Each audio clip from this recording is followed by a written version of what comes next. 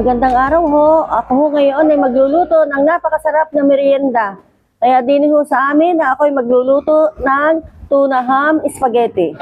Luto na ho natin ang pasta. Nilagyan ko ho rin ng kaunting asin at kaunting mantika. Gisa na ho tayo ng bawang.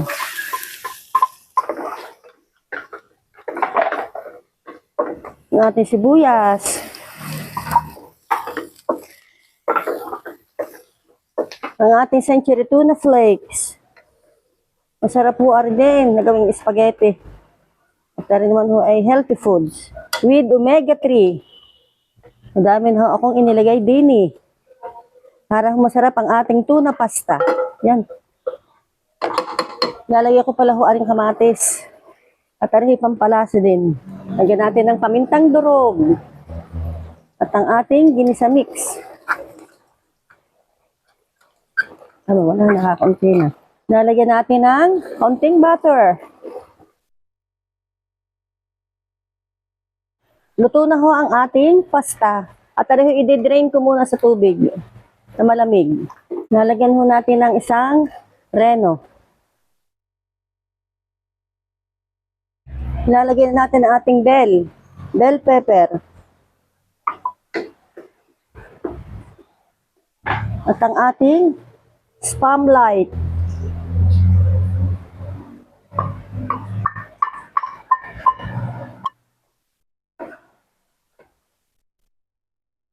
Ilalagay na ho natin ang ating Del Monte sweet style spaghetti sauce.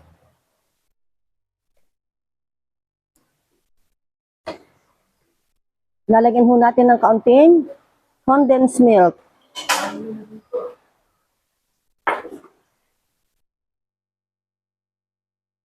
Lalagyan ho natin ang Eden.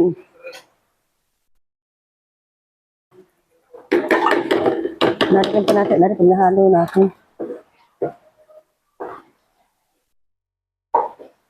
Lalagyan pa ho natin ng kaunting cheese.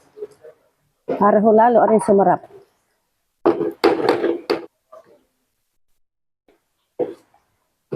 Lalagyan po natin ng kaunting patis. Okay lang. Luto na po ang ating tuna pasta sauce with spam.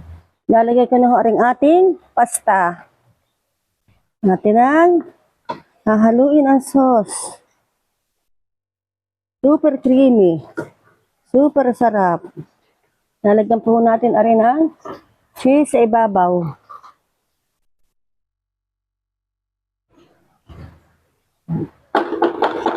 I will garnish. Okay na po, are. Very delicious. Are na ho ang naluto kong napakasarap na tuna spam spaghetti. Tikman na ho natin at ho ay napakasarap. Sarap na naman ho ng aking kain din at ho healthy foods. Dahil rich in omega-3.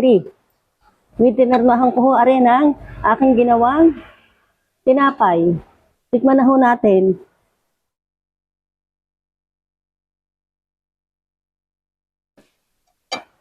Napakasarap ho. Kain ho kayo din sa amin.